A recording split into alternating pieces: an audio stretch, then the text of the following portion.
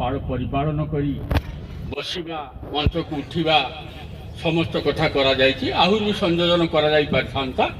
ଟିକେ ଗାୟନ, ତା ପାଖକୁ ଟିକେ ବୟାନ, ପୁଣି ବୟାନ ପରେ ପୁଣି ଟିକେ ଗାୟନ, ପୁଣି ଟିକେ ବୟାନ, ଏ ବି ଗୋଟେ କହିଛନ୍ତି ଆଚାର୍ଯ୍ୟ ଦେବ। ଆଉ ଗୋଟେ କହିଛନ୍ତି ବ୍ରାଣ୍ଡେଡ ବକ୍ତା ବାଦେ କେହି ନା କେହି କିଛି ନା କିଛି କଥା କହୁ। ସେ ଅଭାବଟିକୁ ପରିପୂରଣ କଲେ ଆମର ଶ୍ରଦ୍ଧେୟ ପ୍ରଭାକର ଦାସ।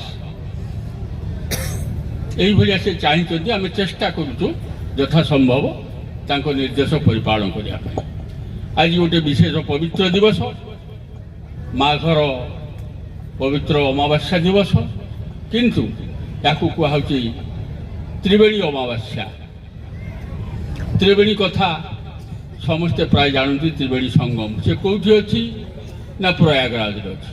ପ୍ରୟାଗରାଜ କିଏ ନା ପୂର୍ବ ଆହ୍ଲାବାଦର ନୂତନ ନାମକରଣ ପ୍ରୟାଗରାଜ। ଆହ୍ଲାବାଦ କିଏ? ଆକବର ପ୍ରତିଷ୍ଠା କରିଥିଲେ। ସିଏ ଆହ୍ଲାବାଦ ଦେଲେ, ଆମେ ଆମ ସାଂସ୍କ୍ରିଟାଇଜ ଆମ ସଂସ୍କୃତର ନାମ ଦେଲୁ। ଯୋଗୀ ଆଦିତ୍ୟନାଥଙ୍କର 2018 ସାଲରେ ପରିଣତ ହେଲା ପ୍ରୟାଗରାଜ ଇଣ୍ଟୁ ନା ଆହ୍ଲାବାଦ ଇଣ୍ଟୁ ପ୍ରୟାଗରାଜ। ଆହ୍ଲାବାଦ ଭଲ ଶବ୍ଦ, ଆମେ ଅଭ୍ୟସ୍ତ ନୁହଁ। ଇସଲାମିକ ଶବ୍ଦ ହେଲେ ବି ସେଟା ହେଲା ଆବୋର୍ଡ ଅଫ୍ ଗଡ୍, ଈଶ୍ୱରଙ୍କର ଆବାସସ୍ଥଳ। ସବୁ ସେଇ କଥା, କିନ୍ତୁ ଆମ ସଂସ୍କୃତିକୁ ବଜାୟ ରଖିବା ସହିତ ସେ ହେଲା ପ୍ରୟାଗରାଜ। ତ୍ରିବେଣୀ ସଙ୍ଗମକୁ ଆମେ ଯାଉଛୁ। କୁମ୍ଭମେଳା ସେଠି ପ୍ରତିଷ୍ଠିତ ହୁଏ। এই ত্রিবেণী ব্যাপারটা ମଧ୍ୟପ୍ରଦେଶରେ ଆଉ ଗୁଜରାଟରେ ବି ଅଛି, କିନ୍ତୁ ଏତେ ପ୍ରଖ୍ୟାତ ନୁହେଁ। ସେଠି ବି ତିନିଟା ନଦୀ।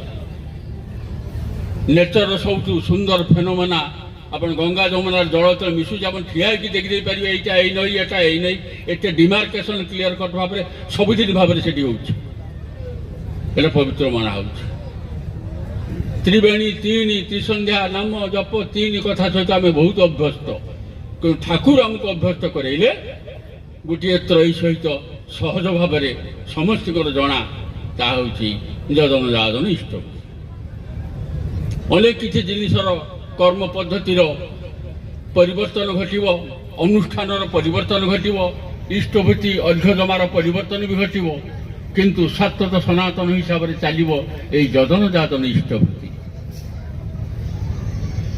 এই ତ୍ରୟୀ ଅନ୍ୟ ସମସ୍ତ ତ୍ରୟୀ, ଅନ୍ୟ ସବୁ ତିନି ଗୁଡ଼ାକୁ ସାର୍ଥକ କରିବ। ସେଥିରେ ପୁରୁଷୋତ୍ତମଙ୍କ ଯିଏ ଶରଣ ନେଇଛି, ପୁରୁଷୋତ୍ତମଙ୍କ ସଂସ୍କାରରେ ସଂସ୍କୃତ ହେବାର ଅଭ୍ୟାସ ଯିଏ ରଖୁଛି, ସିଏ ସାର୍ଥକତା ଲାଭ କରିବ ବେଶୀ। ବିଚ୍ଛିନ୍ନତା ଆସିବ କମ୍, ବିକେନ୍ଦ୍ରିକତା ଆସିବ କମ୍। ବହୁ ଗୁଡ଼ିଏ ସଂସ୍କାର ଭଲ ଭାବ ହେଲେ ମଧ୍ୟ ତାହା ତାକୁ ଉଦ୍ବିଗ୍ନ କରିବ କମ୍। ଏକରେ ସାର୍ଥକ ହେବାର ବୁଦ୍ଧି ଟିକକ କେବଳ ପୁରୁଷୋତ୍ତମ ଆମକୁ ଦେଇଛନ୍ତି।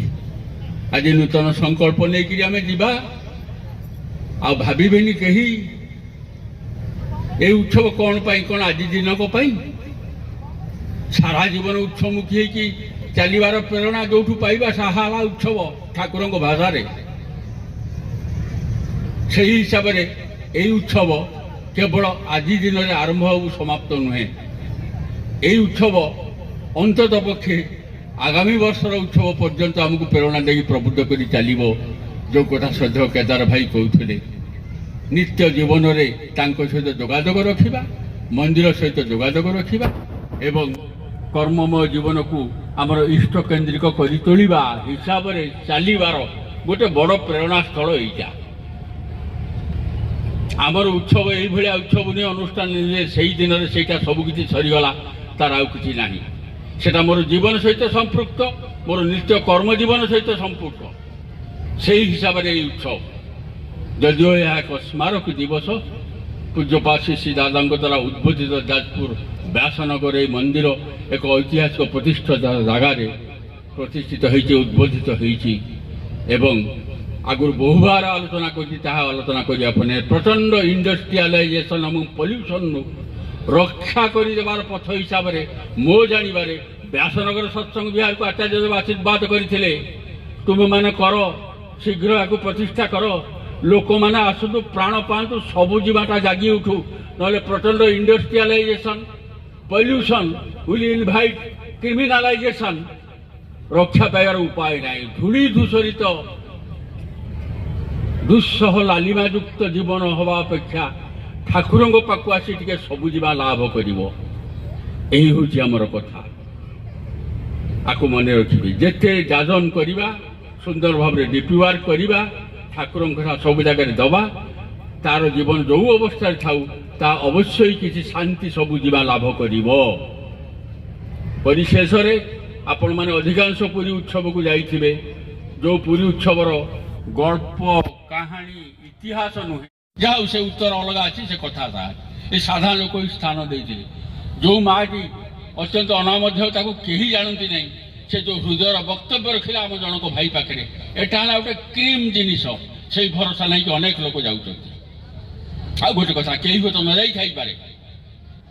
ମୁଁ ଯେଉଁ ଠାକୁରଙ୍କୁ ମୋର ଲୋକାଲାଇଜ କରିକି ପ୍ରତିଷ୍ଠିତ କରିକି ବିଭିନ୍ନ ଭାବରେ ଅନୁଷ୍ଠାନ କରୁଛି, ସେ ସ୍ୱୟଂ ଠାକୁର ଯେଉଁ ଜାଗାକୁ ଆସିକି ଲୀଳା କରିଗଲେ, ତାଙ୍କ ଲୀଳାସ୍ଥଳ ଅନ୍ୟତମ ଲୀଳାସ୍ଥଳ ଦେଓଘର ପାବନା ବାହାରେ, ତା ପ୍ରତି ମୋର ଉଦାସୀନତା କେବେ ହେଲେ ସମୀଚୀନ ନୁହେଁ। ଏବେ ବି ସମୟ ଅଛି।